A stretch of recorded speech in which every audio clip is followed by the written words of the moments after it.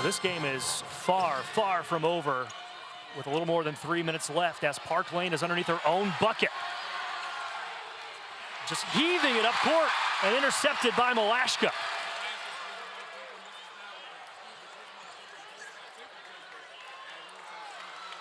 There's the stop head coach Rick Insel wanted. Malashka going to work on the block. And there's the score. One possession game, under 3 minutes to go, and Middle Tennessee will stay in this pressure. 23 points for Ksenia Malashka and another turnover. 3-point ball game. 2.5 minutes left.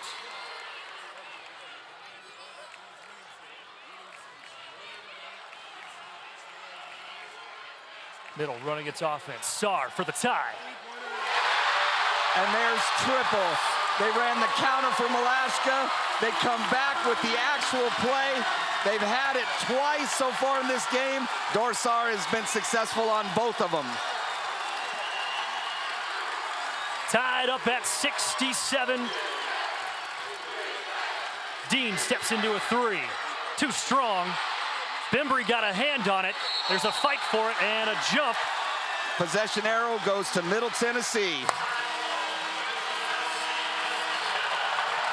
And checking in with 1:49 left and 4 fouls is going to be Sydney Cooks.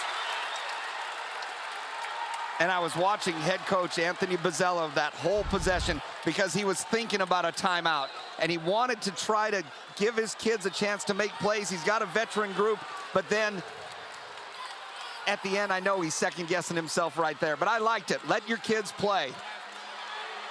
Malashka, here comes the double. Kicks it out. Gregory staying with it. Middle leads.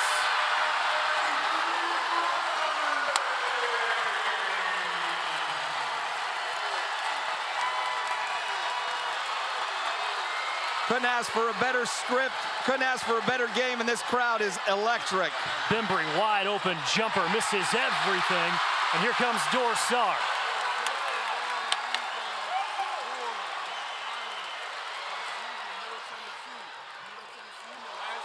Malashka splitting the defense, and she's fouled.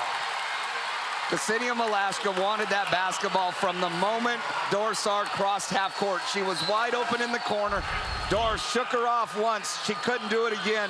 And what a great to-the-rim play by Ksenia Malashka. She was going to get herself a layup or get to the foul line. That is the 5th team foul against Seton Hall. So Middle is in the bonus for the final 63 seconds as Malashka rolls home the first free throw. What a second half she has had for Middle Tennessee here tonight.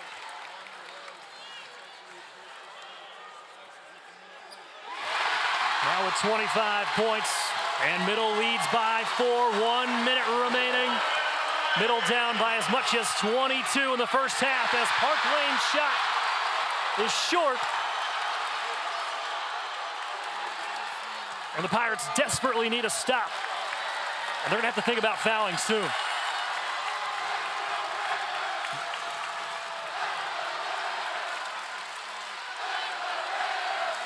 They've come this far. You play out this shot clock now. Now they have to defend without fouling, and they have to get the rebound. Saar running out of time, in trouble. And Middle Tennessee. I think it's a shot clock violation. I think so too. And it is. It is. And I think that's the right call. I agree. Yeah, shot clock violation going against Middle Tennessee. And you hope for Middle Tennessee's sake that it is a shot clock violation because they don't want to use their timeout. And Seton Hall has just taken a 30-second timeout. They have 1 remaining. Yeah, and that gives them the opportunity to advance the ball into the front court. They can draw up something. It's a 4-point game, so they don't need a 3-point shot necessarily. They just need something quick. In a month full of amazing college basketball games, this has been towards the top of that pyramid on the final day of the month, the final day of March Madness. And it looked like the official raised her hand to acknowledge the timeout right as the clock hit 0. So I think that's a good call. Again, if you're Middle Tennessee, you want that call. You don't want your timeout with less than a second on the shot clock. Set up your defense right now. Again, if you're Seton Hall, something quick, something to the rim, something that maybe can get you an and one. You don't necessarily need a 3. You just need a quick shot attempt and then a chance to set up your defense, get a steal or foul. 25.9 on the clock. Shot clock is off. They go to Cooks, and she's going to be fouled. Yep, that's a wonderful out-of-bounds set. Cooks went ahead and they cleared out the backside. She sealed for a lob, and Courtney Whitson had her arm hooked, and they threw that lob. That's a great side out of bounds call. They get what they wanted. They get to go to the free throw line for 2 shots, and no time went off the clock. Cooks, 76% free throw shooter. Sinks the first. 2017 McDonald's All-American coming out of Wisconsin. And the Kenosha native hits both. And Rick Insel will take a timeout. Yep, again, all the better they didn't lose that timeout on the jump ball. They still have timeouts. They'll advance the ball. And at this point, Jake, it becomes a free throw shooting contest, honestly. Seton Hall's going to try to trap. They're going to try to get their hands on it. If I'm Coach Bozzella, I'm telling the officials, hey, I'm going to make a play on the ball. Our team's going to get it because we have the possession arrow. If they can get the possession arrow right here instead of a foul called, that can give them an opportunity to come down and maybe tie. But what a basketball game. March never disappoints. It's a 2-point advantage for Middle Tennessee. They have 2 timeouts remaining. Seton Hall just 1. Both teams with 5 team fouls apiece, so they are both in the bonus. As you said, a free throw shooting competition. And Alexis Whittington is going to inbound for Middle. And Seton Hall, well, they've got, I was going to say, they're not guarding the ball. This gives Middle a chance to throw it right back to her if she wants. They get it into Whitson, and she is fouled. That's not bad if you're Seton Hall. Whitson had the ball up above her head. I thought maybe Park Lane was going to use those hops and jump up and try to make a play on it. So Wright picks up her 2nd foul. She will check out as Cooks checks in with 4 fouls.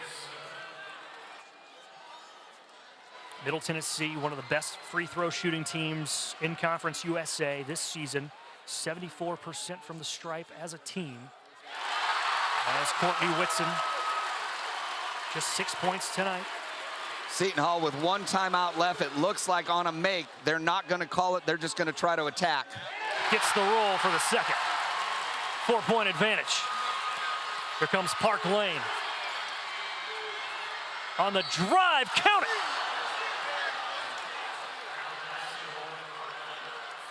Masterful job of Seton Hall handling the time and score situation. Middle Tennessee fronted Park Lane to try to make the catch difficult. It gave Park Lane a head of steam. She was able to quickly advance the ball, turn the corner, and now she gets a chance to go to the line. And now you've got yourself a basketball game, Jake, because on a made free throw, it's a 1-possession game no matter what happens on Middle Tennessee's next possession. Park Lane hits the free throw, and Rick Insel will use another timeout. He has 1 remaining. Lauren Park Lane, the smallest player on the floor by far, 5'6", taking it right to the rack, right around Ksenia Malashka. Yeah, well, it all started with being denied right there and no over-the-top help. She was able to get that speed, and nobody's going to keep her in front when she's got a free run at the basket like that.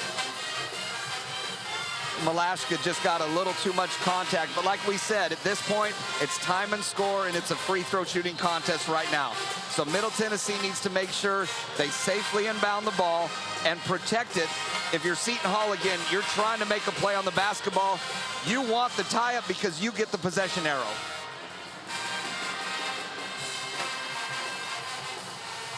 So Middle advances the ball. just like last time, Seton Hall will not guard the inbounder, Alexis Whittington. And that could create a quick pass back to Whittington. They get it into Whitson, and a jump ball, and Seton Hall takes away a possession. I'm telling you right now, that's what you do, Jake. We sat here and we talked about it. Courtney tucked the ball in there, and that's a pretty good call. And Tony Bozzella will take his final timeout. I know it's unpopular, the fans don't like it, but when you have the possession arrow in your favor, that's exactly what you do. And I know head coach Rick Insel is telling Courtney, when you bring the ball down like that, foul or not, you invite the officials to make a decision. The officials decided to make a decision that it's a jump ball. And it was the sophomore, Amari Wright, one of the only underclassmen, just 2 underclassmen on this Seton Hall roster, making the big play to give the Pirates an opportunity to win this ball game on the road for their first ever WNIT championship game. Neither one of these programs has ever been this far in a postseason tournament. This is brand new territory for both of these programs. And these young ladies tonight, for both of these teams, have handled the pressure exceptionally well. They really have. It's been a fantastic ball game. It's been well played. Both teams have played at a high level. Both teams have made big plays. You couldn't ask for anything more. Both teams very deserving of being in this spot. The fun part now is one team is 16 seconds away possibly from going to play for a WNIT national championship. And Tony Bozzella has options. Of course, Lauren Park Lane, Sydney Cooks, Andra Espinoza-Hunter, the big 3 for the Pirates. I'd want to play downhill. I'd want Park Lane attacking the rim, maybe a little handoff like they just did. Get her going to the rim and then some shooting options around her. Cooks behind the arc. There's the handoff. There's going to the rim. Espinoza-Hunter trying to drop it off for Cooks. She got it. Seton Hall leads. What a find by Andra Espinoza-Hunter. We've said it all game. The ability to draw defenders and make the correct read. Espinoza gets middle penetration, and look it, she draws 3 defenders, and Dorsar did a masterful job. You're taught as a defender, you've got to get inside position on that big and try to battle out. But what Espinoza did was she didn't throw a bounce pass, she threw it higher, nearer the rim, where only Cooks could come down with it. Middle Tennessee has taken their final timeout. Officials checking the clock. Right now it says 2.4. Yeah, the clock continued to run when that shot went through, so there was no doubt they were going to put some more time on the clock. I think they've settled on 2.4 seconds. And now Middle Tennessee will take their timeout so they can advance the ball. Yep. There's plenty of time here, and again, with a 1-point game, you've got options. It doesn't have to be a 3-point shot. You can try to post up Malashka down low. You could try to throw over the top like Crooks did for Seton Hall at the other end. I can't wait to see what head coach Rick Insel comes up with for these last 2.4 seconds. 2.4 seconds, 74-73, Seton Hall on top in what has been an unbelievable ball game here at the WNIT National Semifinal. Seton Hall was up by 22 points. I'm telling you, head coach Rick Insel and the Lady Raiders, they've practiced for this scenario all year. They've got a special side out in play that they don't show often just for these types of moments. And the 6'6" Boldereva not on the floor for Middle Tennessee, as it looks like Jalen Gregory, the true freshman, will trigger the inbounds as the officials still double checking with the clock. And they were getting the possession arrow changed. The arrow did not change from the previous jump ball, so Middle has the possession arrow with 2.4 seconds. I like Malashka here. Look for her maybe dive into the block. Malashka on the drive. And Seton Hall comes into the glass house and knocks off Middle Tennessee. The Pirates are going to the NIT National Final.